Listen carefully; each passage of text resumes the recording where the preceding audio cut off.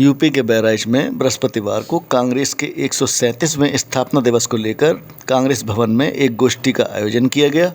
इस कार्यक्रम का शुभारंभ कांग्रेस के जिला अध्यक्ष जयप्रकाश मिश्र ने झंडारोहण कर किया।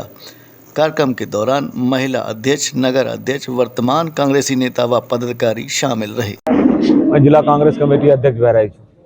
देखिए, आज ही के दिन कांग्रेस की स्थापना हुई थी। कांग्रेस एक विचारधारा के तौर पर स्थापित की गई थी।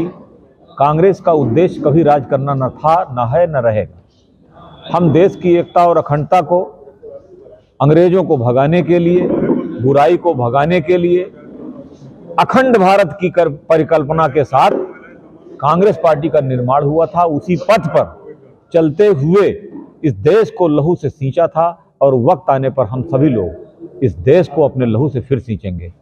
आज जिस तरह से लोकतंत्र खतरे में है, जिस तरह से संविधान खतरे में है, जिस तरह से डिक्टेटरशिप इस तरह से हावी हो रही है कि एक पार्टी पूरी तौर पर पूरे देश को अपने कब्जे में ले लेना चाहती है, संविधान को ले लेना चाहती है, उस विचारधारा के खिलाफ जैसे पहले अंग्रेजों ने फूट डालो और राज करो के नियत से इस प्रदेश में आकर के और अपने आप को स्थापित किया था, उसी तरह से इन लोगों ने फूट डालो और राज करो के नियम को अपनाते हुए हम लोगों को आपस में लड़ा करके ये राज करना चाहते हैं। ऐसा कांग्रेस कभी न होने दिया था, न होने देगी। 2024 में हमारे शीर्षस्थ नेता, कुछ गठबंधन की भी बात हो रही है इंडिया की, चूंकि बड़े लेवल की है, मैं इस पर कुछ तो नहीं बोलूँगा, लेकिन मैं इतना जरूर जानता हूँ कि अब सारी जो देश की एकता और अखंडता चाहने वाली पार्टियां हैं, शायद एक होकर के और देश की अखंडता और एकता को बचाने के लिए अखंड भारत की परिकल्पना के साथ एक होंगी। और जो नहीं अगर ऐसा करती हैं, जो आज की डेट में देश की एकता और अखंडता को के साथ इकट्ठा नहीं होती हैं, तो समझ जाइए कि वो पार्टियां ठीक नहीं हैं।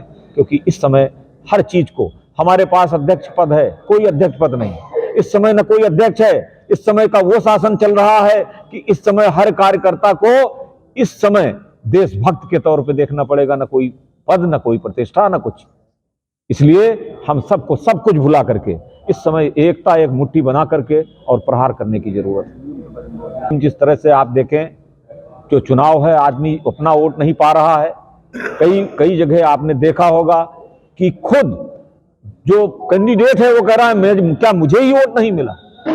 तो अब आप सोच लीजिए कहां जा रही है ये देश, कहां जा रहा है, हो रहा है। ईवीएम का विरोध तो करना ही चाहिए, पता नहीं क्यों हम तो विरोध करते हैं।